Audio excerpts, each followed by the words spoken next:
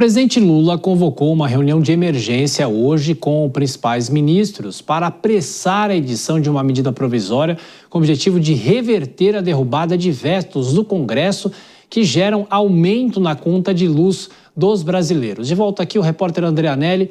Lula teme mais incidências, é isso, André, na tarifa de energia?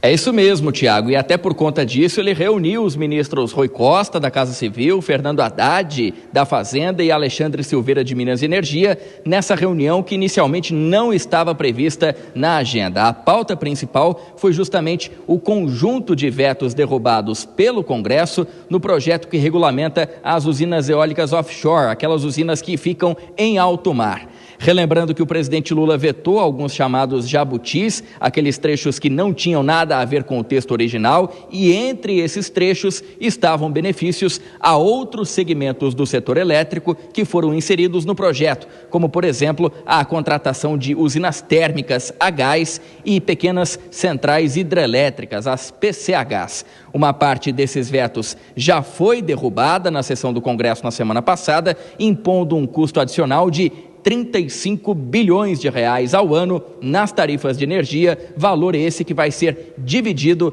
entre todos os consumidores. E mesmo com essa notícia, outros vetos pendentes ainda podem piorar a situação e elevar essa conta para 65 bilhões de reais, também no bolso dos consumidores. Lula quer evitar essa nova derrota e esse aumento ainda mais da oneração e, por isso, ele tem articulado uma medida provisória que prevê a manutenção de alguns dos benefícios definidos pelos parlamentares. Mas essa medida reduz o impacto na tarifa para cerca de 11 bilhões de reais aos consumidores. Caso essa MP também não seja aprovada aqui pelo Congresso, uma alternativa seria judicializar o caso, mas, por enquanto, essa possibilidade está descartada e o governo vai tentar negociar com o Legislativo via medida provisória. Tiago. É isso, é saber se o governo vai ter êxito nessa negociação, não é, André? Bom, você volta na programação da Jovem Pan, já mais um giro com os nossos comentaristas, Dora Kramer e o Nelson Kobayashi. Ô Dora, é uma tentativa do governo de amenizar um pouco essa situação? É um arremedo? Se é que a gente pode dizer assim? O governo pode ter êxito nisso? Olha, é um remendo, né? Agora, claro que o Congresso foi responsável, sim, e se prepara para ser mais irresponsável na derrubada dos vetos aos quais o Anelli se referiu. Vamos ver, de repente pode ter êxito, porque o recado foi dado, da derrubada, da irresponsabilidade e tal, completamente indiferente ao prejuízo que isso traria para a população, ali estava embutido um recado para o governo. Olha aqui, sua vida não é fácil, quem manda somos nós, manda quem pode, obedece quem tem juízo. Foi isso.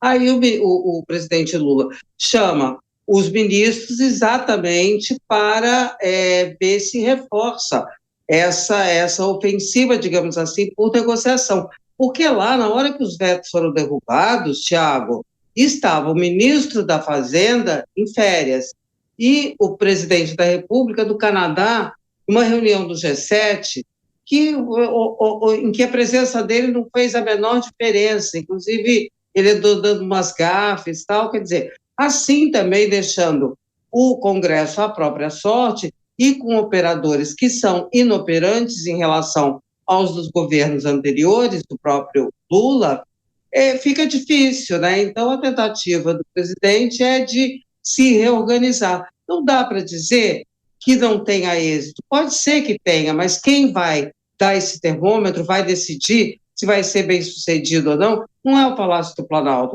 é o Congresso. E a possibilidade, Kobayashi, de se judicializar essa questão, como o André Anelli falou, pode ser uma saída, porque, claro, o governo está preocupado com a situação política, os impactos disso, o bolso dos brasileiros, mas, de qualquer forma, é uma tentativa de se amenizar essa situação por causa da própria questão econômica e da inflação, não é? Olha, Tiago, eu não vejo nenhuma possibilidade de judicialização da questão, porque é uma questão de decisão política que cabe ao Congresso nos debates sobre projetos de lei, ao presidente nas suas MPs e ao Congresso derrubando ou não essa MP, derrubando ou não os vetos que são feitos pelo presidente em determinados projetos que são aprovados nas casas legislativas. Então está dentro do jogo político, não há por que isso ser levado ao judiciário. E em relação ao presidente, nesta questão específica dos vetos, que principalmente no ponto que toca a conta de energia, é claro que isso serve também para ele, mais uma vez, politizar, encontrar um culpado para o preço da conta de energia, que muitas pessoas continuarão pagando, o benefício que elas não terão acesso por culpa do Congresso, enfim. Por outro lado, a gente sabe também que é um projeto, de alguma maneira, populista, em véspera de eleição, porque a conta de energia vai ficar barata para alguém, mas alguma outra pessoa vai pagar, que seriam os outros tantos brasileiros que continuariam pagando. Não tem mágica, né? O funcionário da empresa de energia continua recebendo seu salário, a manutenção do sistema da rede elétrica continua também custando, então o custo continua existindo. Ou seja, o presidente está visando naturalmente 2026, já há algum tempo, inclusive, e faz parte também do jogo político. É uma questão que deve permanecer no campo da política, Thiago. Alguém vai pagar a conta. E por falar em pagar a conta, Dora Kramer, a gente já noticiou aqui, mas é bom ouvir vocês, porque o Senado pode analisar amanhã a ampliação do número de vagas na Câmara dos Deputados. E quem vai pagar a conta somos todos nós. O que se espera dessa votação, Dora? Exatamente. Pois é, o Senado teria uma oportunidade ótima de fazer o que a maioria da população quer, que é a não aprovação. E por que eu digo que a maioria da população? Estou me baseando numa pesquisa da Datafolha recente e exatamente sobre esse assunto, aumento do número de deputados. 76% das pessoas disseram que são contra, porque, claro, isso não traz nenhum benefício, só traz aumento de despesa, e eu não estou falando de salário, de benefício, de gabinete só. Não estou falando só disso. Por exemplo, tem emendas, tá certo?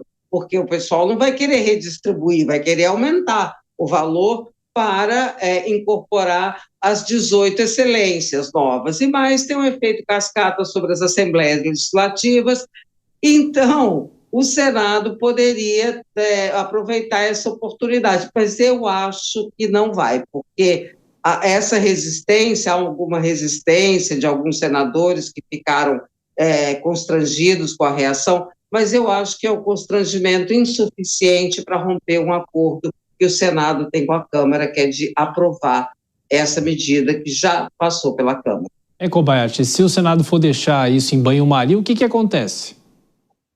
Olha, Thiago, eu acho que isso vai ter uma pressão partidária naturalmente para que isso seja votado, né? Muitos interesses envolvidos. É claro que isso jamais deveria ter acontecido, esse simples aumento. A recomposição era de fato necessária, porque a gente teve uma mudança natural na população de cada estado do nosso Brasil e que, portanto, merecia ali uma correção, um ajuste, né, de representatividade nos estados em que há mais pessoas e uma diminuição de cadeiras nos estados em que há menos pessoas a serem representadas.